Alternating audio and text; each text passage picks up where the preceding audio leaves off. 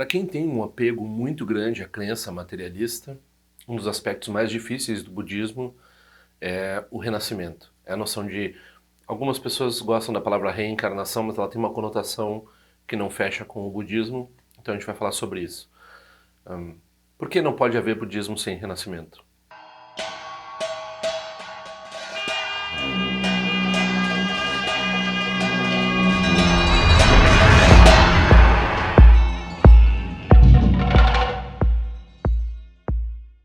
Então vou agradecer, faltam R$ 360 para os 3.000 que patrocinam o meu retiro de 21 dias em janeiro. Quem quiser fazer oferendas tem esse link aqui. Quem quiser receber os cartões, por favor, me envie o endereço. Eu envio para quem fez a oferenda ou para quem não fez a oferenda igualmente, não faz diferença. Por favor, divulguem o meu canal nas redes sociais, enviem para os amigos os links dos vídeos, peçam para assinar. Eu agradeço bastante. Também comentem e curtam, porque isso aumenta toda a minha questão dentro do YouTube aqui. O problema do budismo é que ele é nuançado, ele não é muito direto, né? Então as pessoas elas acham muito difícil entender as questões budistas. Então, o renascimento, por exemplo, por que a gente prefere a palavra renascimento? Porque ela está mais de acordo com o sânscrito e com as ideias do budismo. Então a palavra nascimento é bhava, surgimento, é a mesma palavra, e isso implica um ressurgimento. O ressurgimento do quê? De uma organização de skandhas, né, agregados. Então, no caso do ser humano, nós temos 5 agregados. Esses agregados eles se reúnem e formam essa coisa que a gente atribui um eu. Os impulsos que formam esses agregados são karma. O karma leva a fazer os agregados, as circunstâncias, a unir os agregados, né? Esses agregados. Né? Quando a gente morre, há uma tendência muito forte de tentar formar um corpo de acordo com o karma da gente, né? Então não o sentido de identidade não morre com a morte, né? Esse apego ao eu, o apego ao eu persiste, o apego ao eu, a ignorância persiste e o karma persiste. Isso é que persiste de uma vida para outra. Quando a gente fala reencarnação, parece que tem uma coisa eterna que a gente chama de eu, que vai desse. Então o eu, Eduardo, está habitando esse corpo, vai habitar o outro corpo. No budismo não é assim. O budismo tem uma coisa que não é eterna, uma coisa que é totalmente impermanente, está em constante transformação. O Eduardo, ao longo da vida dele, se transformou várias vezes. Daí agora ele vai passar por uma transformação que não é nenhum... É o Eduardo, mas não é o Eduardo também. Então, né, na outra vida é a mesma pessoa, mas não é a mesma pessoa. Na mesma vida é a mesma pessoa, é o mesmo corpo, mas não é o mesmo corpo. Né? Tudo já foi substituído, né? É assim que funciona o renascimento no budismo. Se tem preferido usar a palavra renascimento em vez de reencarnação. O outro problema é que no budismo tem essa doutrina de duas verdades. Então tem a verdade relativa e a verdade definitiva. Na verdade definitiva, o budismo nega renascimento. Então tá beleza, né? Se eu sou materialista, eu vou pela verdade definitiva, daí na verdade definitiva também não existe nenhum surgimento. Aí é difícil, né? É difícil, ela transcende os conceitos, transcende os nossos entendimentos usuais.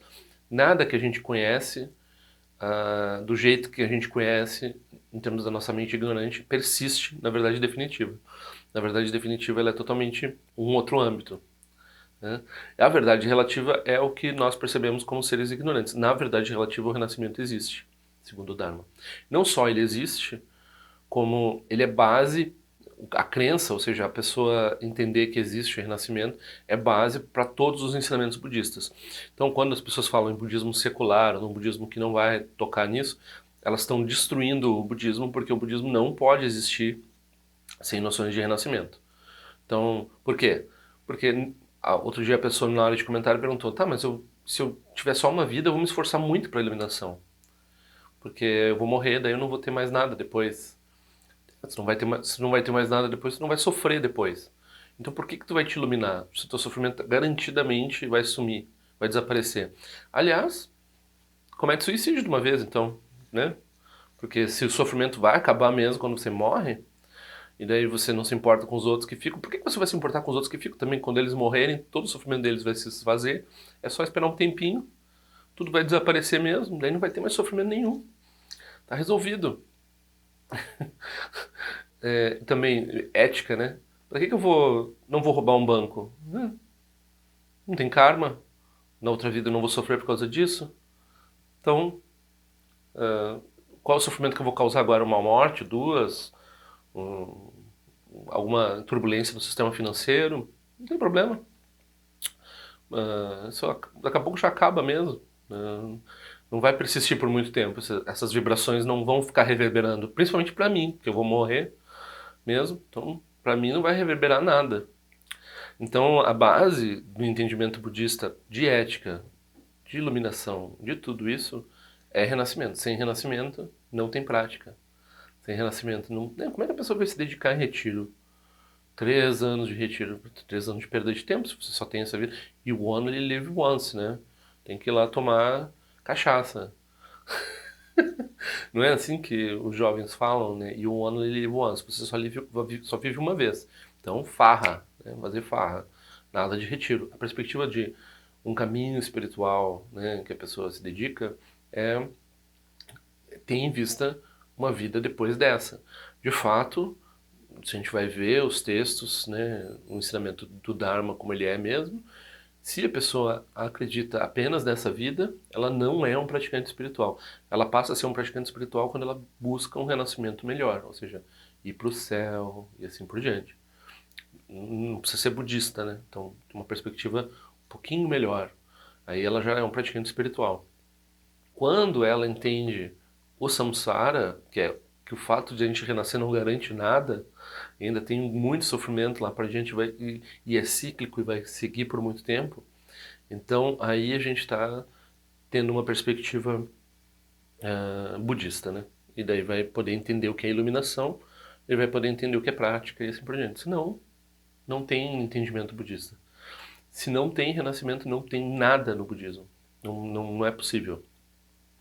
Não é possível ensinar um Dharma sem renascimento. Aí o que a pessoa faz? Eu tenho dificuldade com essa noção, mas eu me interesso por certos aspectos do budismo. Ela se acostuma com a ideia e ela faz uma aposta de Pascal. O renascimento, a noção de renascimento, ela vai ajudar a pessoa a varrer, a escanear, né, todas as possibilidades, todo o universo de possibilidades e ver que não tem felicidade nenhuma no condicionado. Se ela não fizer isso a partir de uma perspectiva de vários nascimentos, ela vai ficar presa em certos aspectos ligados a uma vida só, que dizem respeito a, bom, o sofrimento acaba. Se o sofrimento acaba, daí não tem prática espiritual, daí não tem por que se envolver com o budismo. Então, sinto muito. Agora, se a pessoa ainda tem uma dúvida, assim, se o materialismo dela não é uma crença muito aferrada, e ela pode duvidar de si mesma o suficiente, daí ela pode trabalhar com flexibilidade mental e estudar. E se todos os seres forem mesmo minhas mães? Né? Então isso vai ampliar bastante o leque de possibilidades dela, ela vai poder praticar. Né? Então é uma ideia com que, para a pessoa tomar refúgio, ela tem que ser capaz de trabalhar com essa ideia de renascimento, pelo menos. Ela não pode ter uma crença muito forte no materialismo. Se ela tiver uma crença muito forte no materialismo, aí o budismo não é possível para essa pessoa.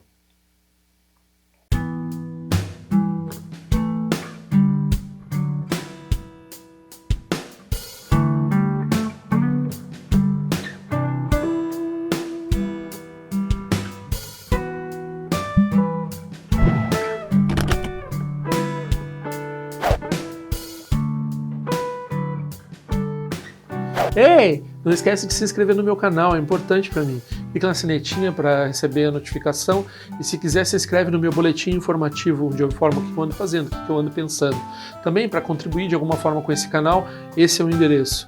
Eu espero que em breve nós nos vejamos na prática do Dharma.